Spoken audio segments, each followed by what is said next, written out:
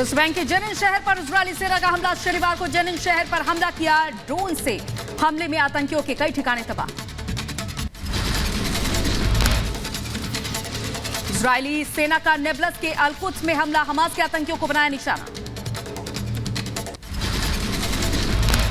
नेबलस के बलाटा शिविर के पास इजरायली सेना का हमला। शरणार्थी शिविरों में हमास आतंकियों ने बनाया है अपना ठिकाना। उत्तरी गाजा में इंडोनेशियाई अस्पताल के पास बमबारी और गोलीबारी। हमास के ठिकानों पर जारी है आईडीएफ का हमला। शनिवार देर रात गाजा पट्टी में हमास और आईडीएफ में जंग हुई तेज। दोनों तरफ से दागे गए रॉकेट हमले की रोशनी से गाजा को आसमान हुआ लाल। वेस्ट बैंक के कलंदिया शिविर पर बड़ा हमला। इजरायली सैनिकों ने आतंकियों को लेकर हमला किया। वेस्ट बैंक के जनिन में आईडीएफ का बुलडोजर एक्शन। इजरायली सैनिकों ने बख्तरबंद बुलडोजर से सड़कों पर तोड़फोड़ की। जनिन में इजरायली सैनिकों का आतंकियों के खिलाफ एक्शन तेज। आईडीएफ ने एक संदिग्ध एम्बुलेंस का रोका रास्ता। आतंकियों को लेकर छापेमारी। उत्तरी गाजा के कमल अदवान अस्पताल को आईडीएफ ने बनाया निशाना। हमास आतंकियों के खिलाफ छापेमारी के बीच हमला।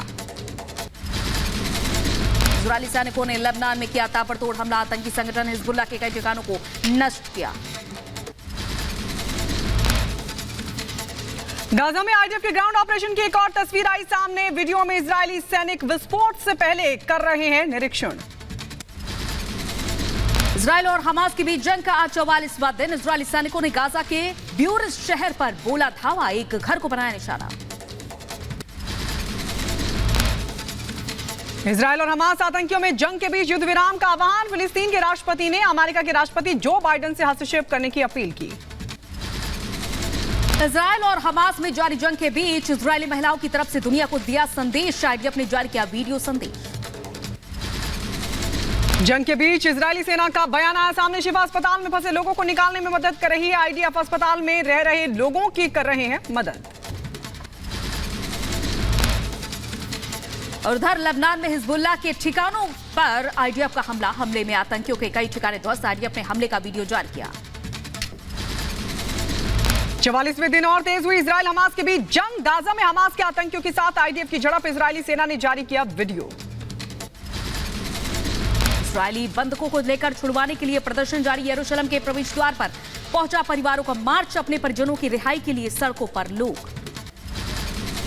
हिजबुल्लाह के ठिकानों पर जमीन से आसमान तक हमले लगातार जारी। इजरायली वायुसेना लेबनान में हवाई हमला करती नजर आई। कई आतंकी ठिकाने हुए ध्वस्त। दक्षिणी गाजा में खान यूनिस इलाके में इजरायली सेना का सर्च ऑपरेशन जारी। हमाद टावर्स के आसपास आईडीएफ ने विमानों में छापेमारी। गाजा पट्टी में हमास के ठिकानों पर आईडीएफ की छापेमारी जारी। इजरायली सेना ने स्कूल में मारा छापा। हमास आतंकियों के हथियार और साहित्य किए गए जब्त। लेबनान में हिजबुल्लाह के ठिकानों पर आईडीएफ के हवाई हमले जारी हैं। इजराइल की तरफ से हमले के लिए बनाए गए बंकर ध्वस्त। हमास के ठिकानों पर हमले के पहले आपको बता दें आईडीएफ ने किया लोगों को सतर्क। गाजा में इजरायली सेना ने गिराए पर्चे। लोगों को खतरे वाली जगहों को छोड़ने का निर्देश किया गया जारी। रफा बॉर्डर से गाजा पट्टी में मदद पहुंचाने का सिलसिला लगातार जारी है। डीजल से भरे 3 ट्रक गाजा पहुंचे। अस्पतालों और जरूरी सुविधाओं की पूर्ति के लिए मिलेगी मदद। अलीसाविया में फिर देखने को मिली झड़प। एक इमारत को आईडीएफ ने बनाया अपना निशाना। बम से हमले के बाद बिल्डिंग में लगी भीषण आग। युद्ध के बीच इजरायली सेना का बड़ा दावा। बीते दिन में हमास के दर्जनों ठिकाने हमले में तबाह। कई आतंकी ढेर हुए। Command room rocket launch site भी ध्वस्त किए गए। हमास आतंकियों पर इजरायली सेना का जमीनी ऑपरेशन लगातार जारी। पश्चिमी बेथलम को हुसैन इलाके में इजरायली सेना ने किया जोरदार हमला। आतंकी ठिकानों को बनाया अपना निशाना।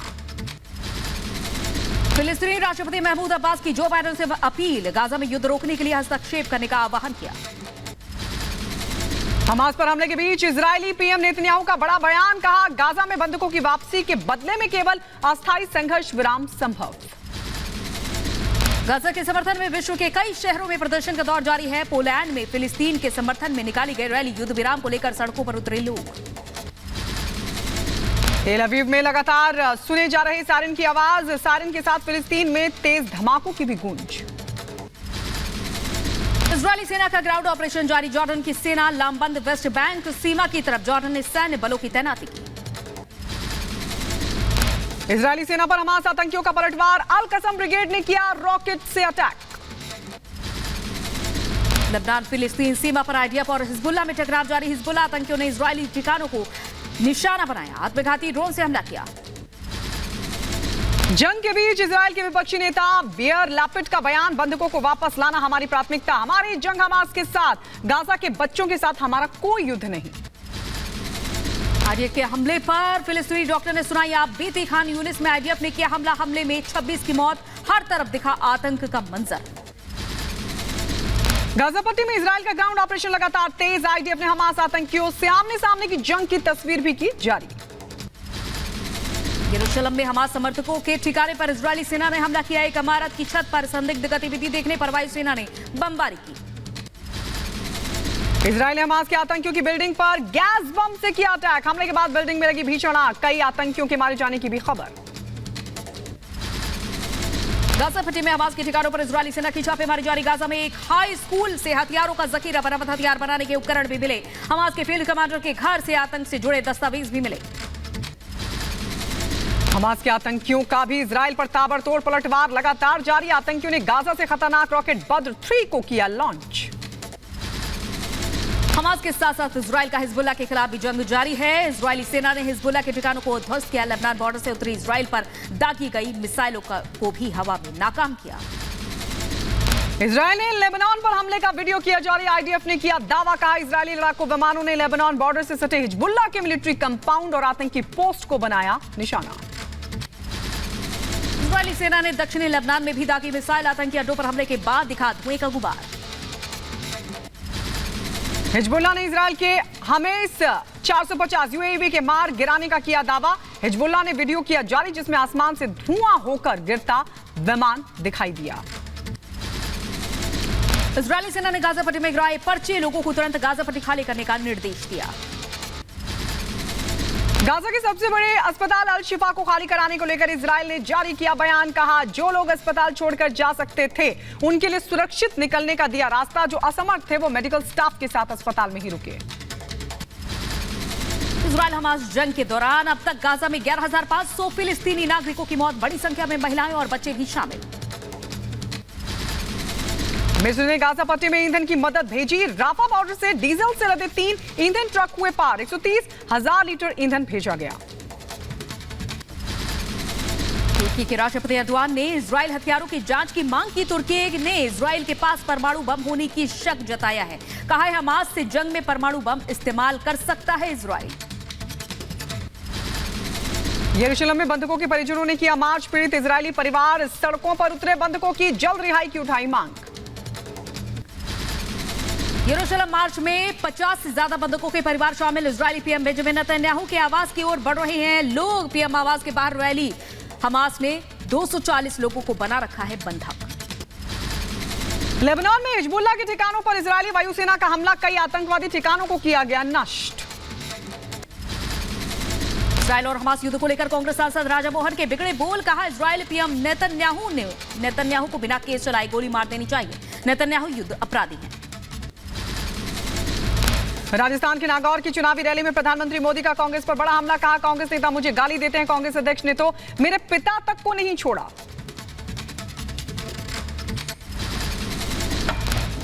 दिन रात वो मोदी को गाली पे गाली दे रहे हैं।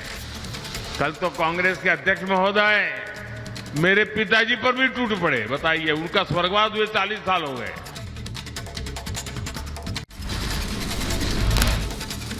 पीएम मोदी ने कांग्रेस पर लगाया विश्वासघात का आरोप, कहा कांग्रेस में 5 साल में डगर डगर पर विश्वासघात के सिवा और कुछ नहीं दिया है, सिर्फ कुशासन वाली भ्रष्ट सरकार दी है।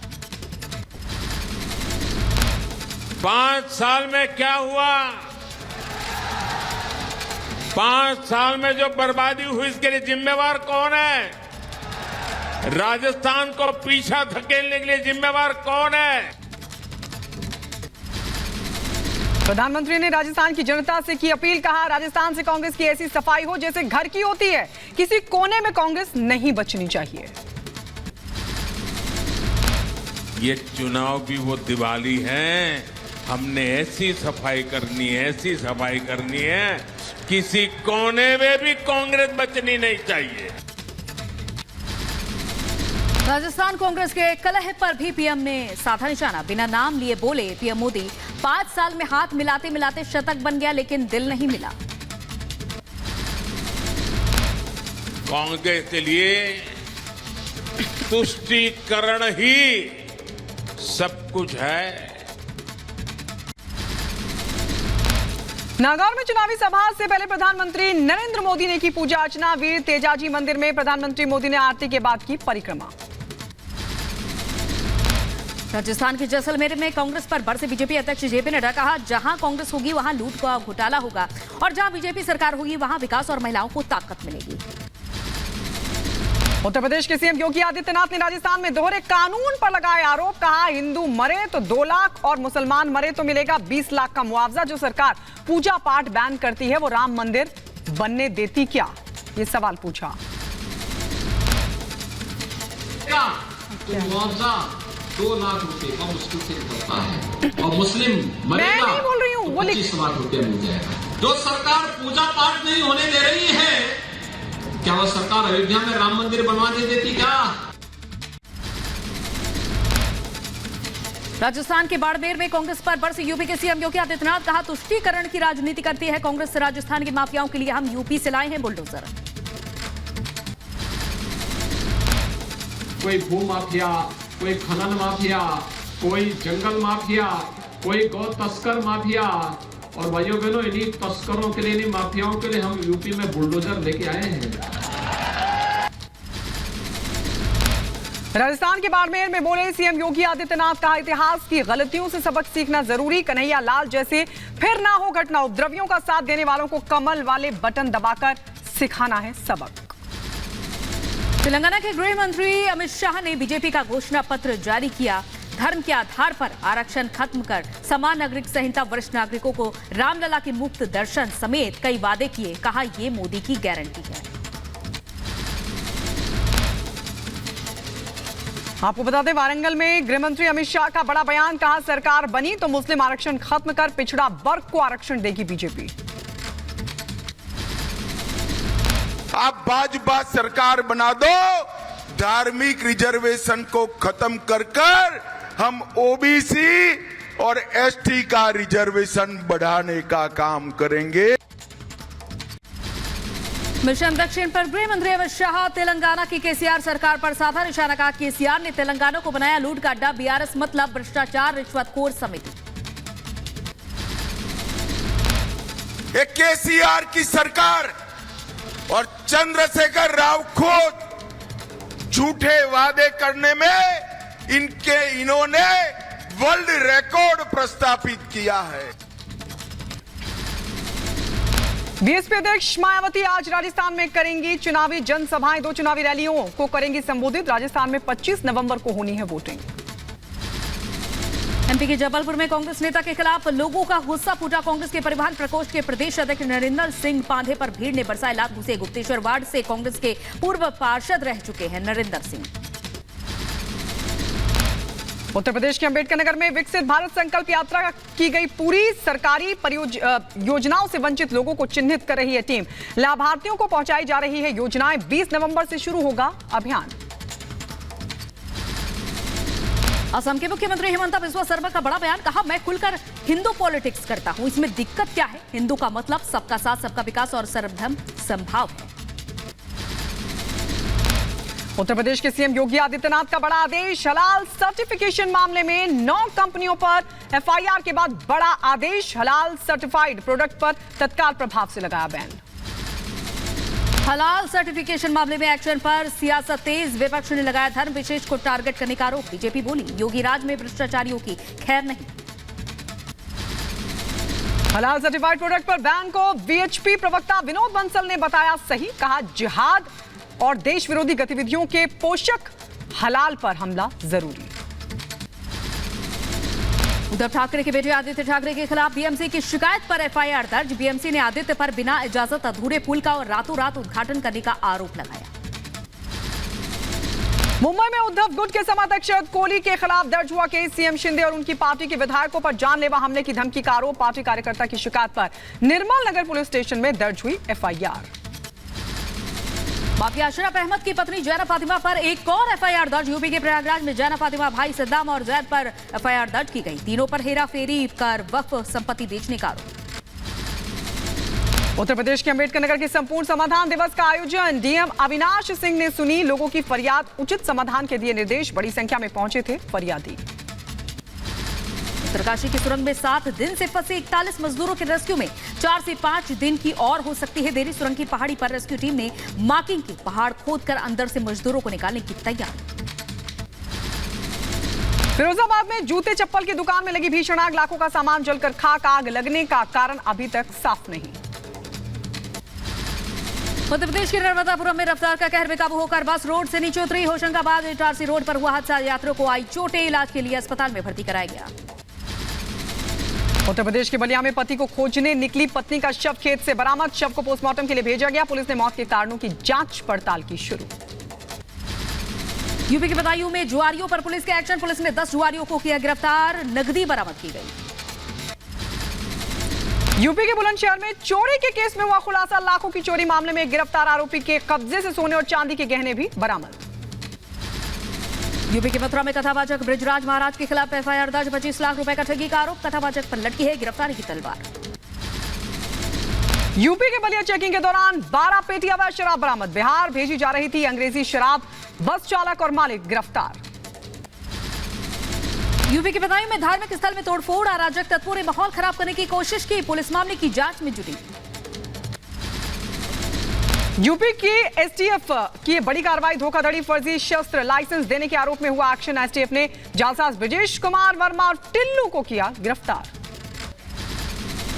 यूपी के जौनपुर में जमीन विवाद में खूनी संघर्ष। पूर्व राज्य मंत्री जगदीश सोनकर समेत 23 लोगों के खिलाफ केस दर्ज। पीड़ित लोगों ने घर में घुसकर मारपीट और तोड़फोड़ का आरोप लगाया। 3 लोग गंभीर रूप से घायल, एक महिला की मौत। बिहार के सीतामढ़ी में बेखौफ बदमाश चाकू मारकर युवक की हत्या को दिया अंजाम। गुस्साए लोगों ने शव रखकर सड़क पर जाम किया। पुलिस ने युवक के दोस्त को लिया हिरासत में। पूछताछ लगातार जारी। दिल्ली की हवा में आया थोड़ा सुधार। एक्यूआई गंभीर से सुधरकर बहुत खराब की स्तर तक पहुंचा। ग्रैब का चौथा चरण हटाया गया। सरकार ने डीजल ट्रकों को दिल्ली में एंट्री की इजाजत दी। बद्रीनाथ धाम के कपाट विधि विधान के साथ पूजा के बाद पूरे शीतकाल के लिए बंद। 15 क्विंटल फूलों से सजाया गया था मंदिर। इस साल 18,40,000 से ज्यादा भक्तों ने किए भगवान बद्री विशाल के दर्शन।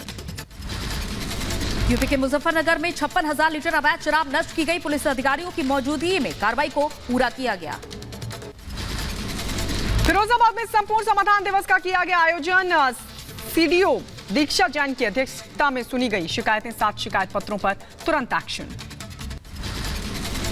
आज अहमदाबाद के नरेंद्र मोदी स्टेडियम में खेला जाएगा world cup final. Team India ने ऑस्ट्रेलिया से मुकाबले से पहले जमकर की प्रैक्टिस। रोहित शर्मा बोले टीम की है पूरी तैयारी। आज पीएम मोदी समेत कई वीवीआईपी देखेंगे मैच। गुजरात के अहमदाबाद एयरपोर्ट पर वर्ल्ड कप को लेकर आपको बता दें एक अलग तरह की वॉल बनाई गई और वहां पर फैंस अपनी शुभकामनाएं, अपनी बेस्ट विशेस लिखने के लिए पहुंच रहे हैं। वाराणसी के 80 घाट पर टीम इंडिया के लिए विशेष गंगा आरती। फाइनल वर्ल्ड कप में जीत की कामना के लिए किया गया जाप और पाठ। बदायूं में वर्ल्ड कप फाइनल में भारत की जीत के लिए की गई प्रार्थना। हवन में आहुति देकर की गई मंगल कामना।